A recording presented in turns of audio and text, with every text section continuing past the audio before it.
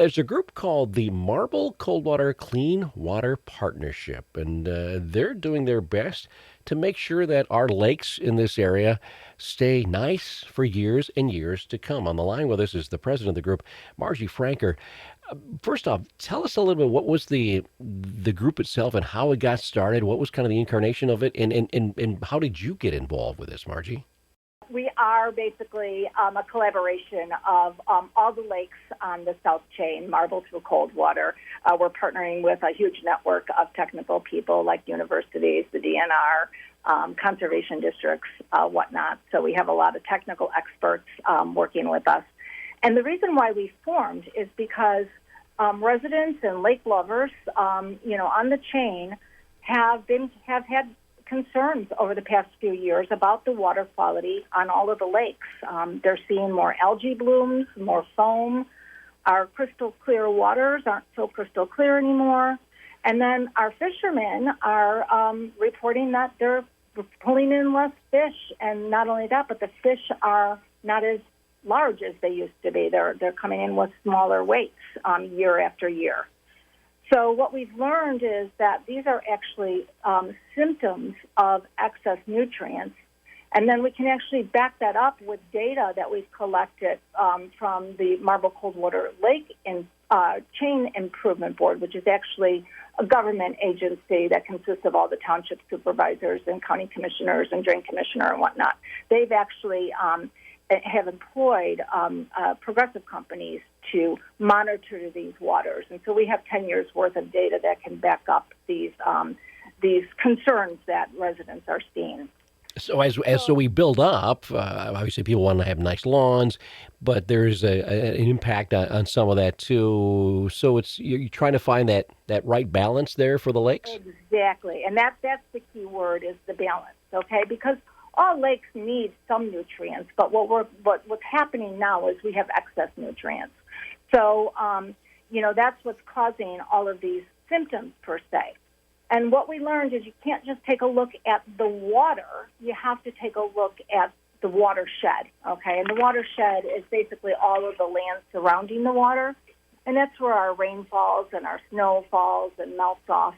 And as that water travels through the landscape, it eventually ends up in the lakes. But as it's moving along the landscape, it's, picking up all kinds of pollution. It's picking up the nutrients like phosphorus and nitrogen. It's picking up bacteria like E. coli, other pollutants like oils, septic, waste detergents, road salt. All of that eventually ends up in our lakes. And as you mentioned, Ken, we see so many manicured lawns now, so we're not filtering out any of those pollutants as the water, coming back into the lakes. So we need to concentrate on the land, and everybody has an opinion on what is, causing the problem, including myself. And what we've learned is probably, to some extent, everybody's right, okay? The problems are coming in from numerous sources. And we can guess all we want. We can all have our opinions on where, we need to take corrective action. But without a watershed management plan, that's all we're doing is guessing, okay? And we can be throwing good money after another and not actually getting to the biggest, problem. So the watershed management plan basically replaces opinions and it puts science in its place, okay? Yeah. So it's going to measure the nutrients that are coming in per source. And then it'll give us a roadmap and it'll tell us, okay, if you implement this corrective action, you'll reduce your nutrients by this much. If you, do this one, you'll reduce it by this. And then we can actually prioritize and come up with a roadmap. So that's the whole idea of the plan. But in addition to that, what the plan does is it opens us up for federal funding. And make these improvements. It's going to cost money, but that can be funded through what's known as the Clean Water Act, and these are known as 319 grants. And there's millions of dollars year after year that is giving to these watershed projects. The problem is we can't even apply for that money without a watershed management plan. So that's what this partnership is focused on, is getting this plan in place All right. and unlocking these funds. So you're applying to the state of Michigan to get money to put that plan together. I know you're looking for local donations as a match for that too, but you're also asking residents to take a survey too, right? That is correct, right. So there's actually two key things that your listeners can do for us right away. Number one, like you said, we do need a cash match, and we're going to be applying for this in September. That's when this grant comes due again, and it only comes due once a year. And we know from talking to other lake associations who have applied for this numerous times and didn't succeed, we know when they finally did succeed what the difference was, and it's the local cash match.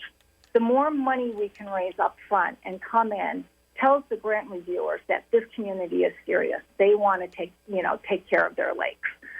So, we know we have to come in with a 10% cash match, but we also know that that's not going to make us competitive. We really need to come in higher.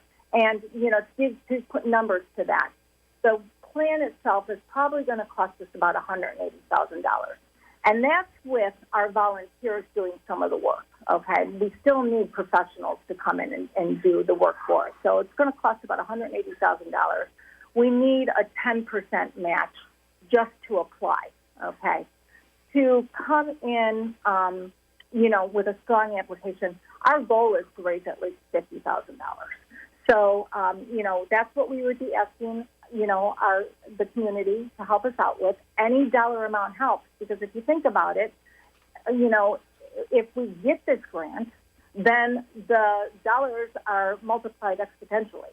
So, we're talking about bringing in over $100,000 in grant money towards this project. So the other thing they can do is take that survey, and you can find all of this on our website, marble-coldwater.org, O-R-G. And the survey page, it's a quick survey, but that also not only gives your listeners an opportunity to express their own concerns and, tell us what they think the problems are, but it also shows the grant reviewers, once again, that this community is engaged. They want to see these lakes improve. All right. So, website again, marble-coldwater.org. Folks get much more information. They've got the contact info there, too, for you guys as well. Margie, good luck with this project. Keep us up to date, all right? okay, thank you so much, Ken. Margie Franker with the Marble-Coldwater Clean Water Partnership. They're in partnership with the Branch County Conservation District to apply for this grant coming up in September.